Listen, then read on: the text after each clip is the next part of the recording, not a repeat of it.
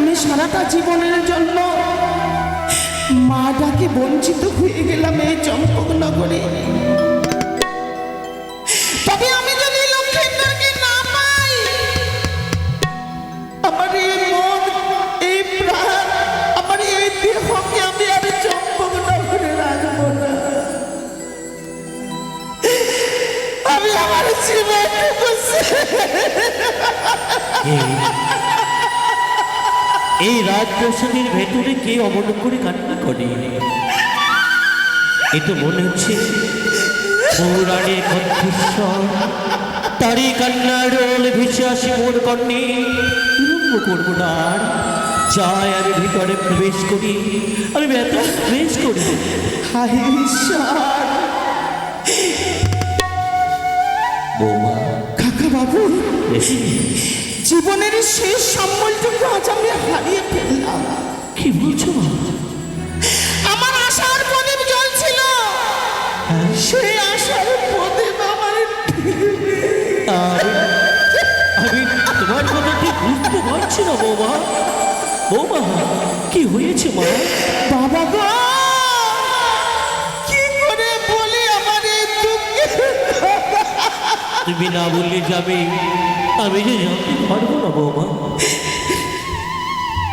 সকাল 10টার সময় দুধের বাচ্চা লক্ষ্মীন্দর গেছে গুরুয়ালয়ে। পূবের বেলা পশ্চিমে অস্ত চলে যায়, তবু যেন লক্ষ্মীন্দরের রাজপ্রাসাদে এখনো নাই। সারা রাত প্রাসাদে তন্ন তন্ন করে খুঁজেছি, সকলের গৃহে গেছি, সকলকে জিজ্ঞাসা করেছি, দাস দাসী সকলকে, কেউ পারেনি আমার বুকের মালিকের আমার দাদু হয় লক্ষ্মীন্দর, সে এখনো ফিরে আসেনি। বিদ্যা বয়সে মা হয়েছিলাম গো,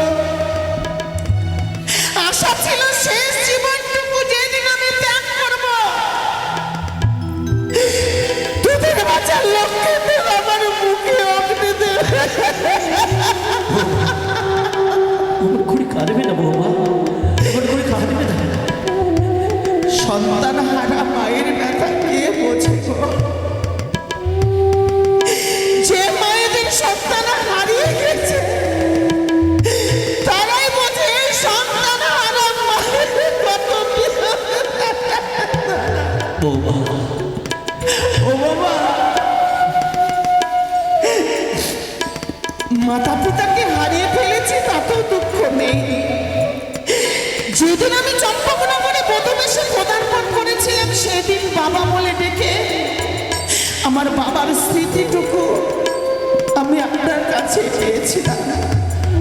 বৌমা আমার প্রাণের বিনিময় আমার প্রাণাধিক রতনকে বৌমা, তুমি অমন করে ভেঙে পড়বে না বৌমা। শিবরাত্রির শেষ শুনতে দিকে আমরা অকালে নিভিয়ে দেব না বৌমা। তাহলে কোথায় কোথায় পাবো আমার প্রাণাধিক রতন তুল্যমকে? তুমি কোনো চিন্তা করবে না বৌমা, তুমি অমন করে চিন্তা করবে না, অমন করে ভেঙে পড়বে না বৌমা। আমি যে করে হোক না কেন এই চম্পক নগরে তন্ন তন্ন করে আমি প্রতিটি প্রজারে ঘুরে ঘুরে গিয়ে তাকে আমি খুঁজে নিয়ে আসবই বৌমা। আমি তোমার কথা দিলাম, সেই আশাই থাকলাম আমি, যতক্ষণ পর্যন্ত লক্ষ্মীন্দর এসে আমাকে মা বলে না ডাক দেবে, আমি জানি ততক্ষণ পর্যন্ত আমি এই হরগড়ের মন্দির থেকে বেরোবো না।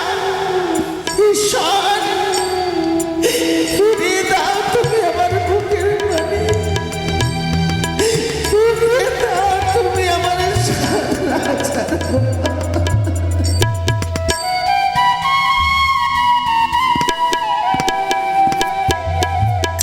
সত্যি ছুটে এলাম গোস্বা মন্দিরে। এই মুহূর্তে আমি গোস্বা মন্দিরে প্রবেশ করব, দেখি আজকে দিনে এই গোস্বা মন্দিরে আমায় কে নিতে আসে, তাকে আমার বিয়ের কথা আমি স্মরণ করে দেব।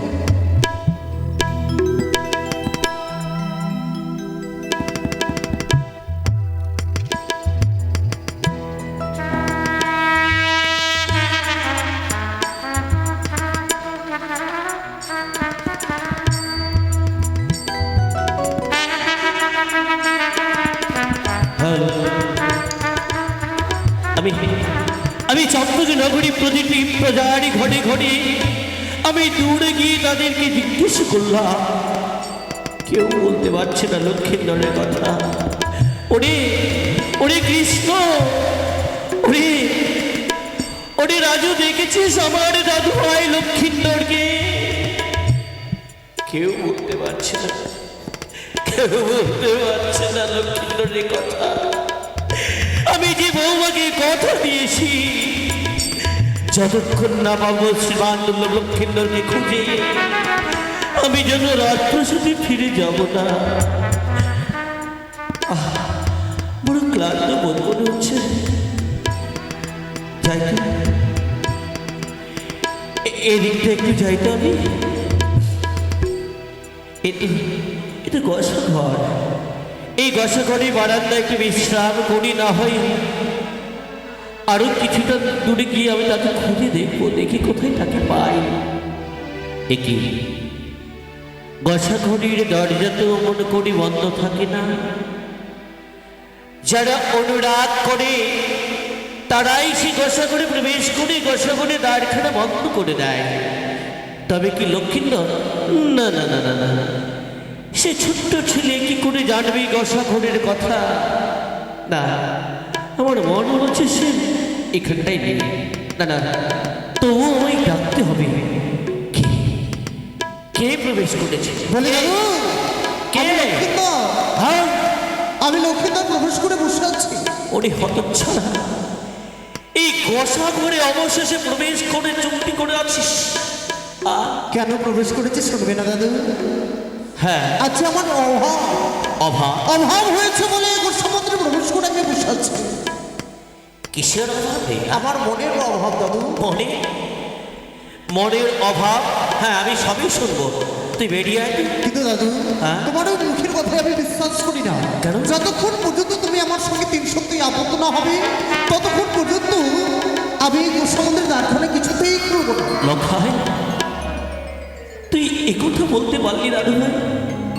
ও, বুঝেছি, আমি তোর পিতার বেতনভুক্ত কর্মচারী তো, আমি তোর নিজের দাদু নই তো, তাই অমন করে কথা বলতে পারি না। না দাদু না, তোমাকে এইভাবে তোমায় আমি আঘাত দিতে চাইনি, কিন্তু আমি বাধ্য দাদু, আমি বাধ্য হয়ে তোমাকে এই কথা বলেছি। বেশ, তুমি আমার কথা রাখবে না মানে? আমি রাখবো। বেশ, তুই বল, কি বলতে হবে আমায়?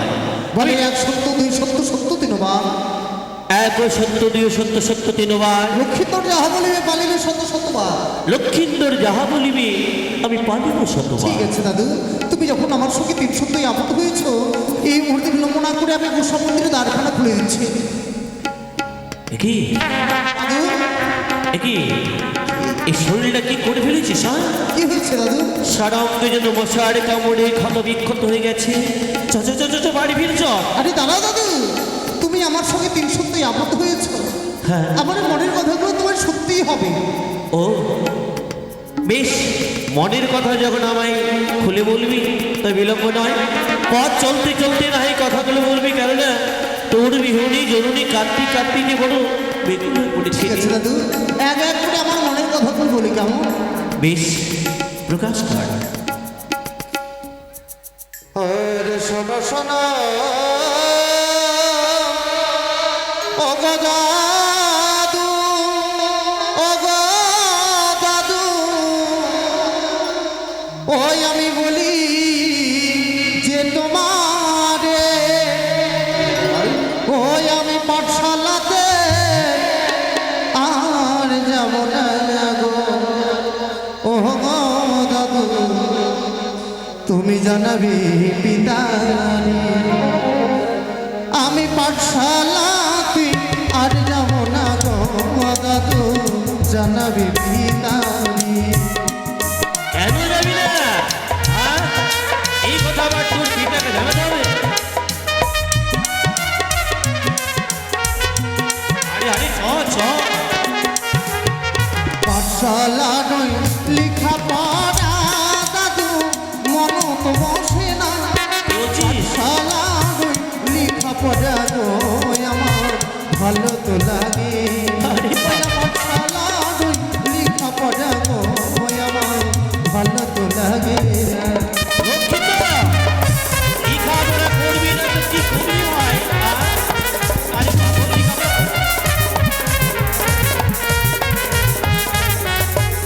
ও দাদু, শোন, পাঠশালা লেখাপড়া একদমই আমার ভালো লাগে না, আর আমি পাঠশালা যেতে চাই না। লেখাপড়া ভালো লাগে না? তাহলে কি তুই কোনো ব্যবসা করতে চাস? না দাদু, তাহলে কি করবি? আমি ব্যবসা করতে চাই না, অন্য কিছু করতে চাই। শুনবি? অন্য কিছু?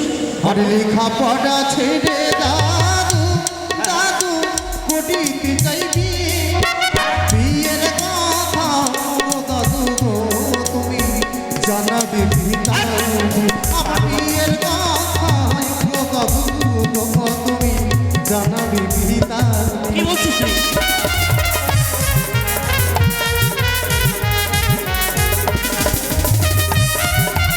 আরে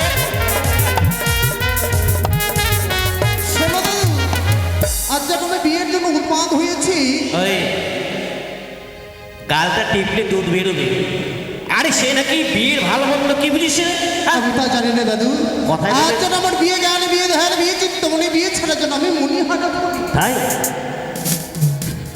আমি এগুলো কথা আমি বলতে পারবো না।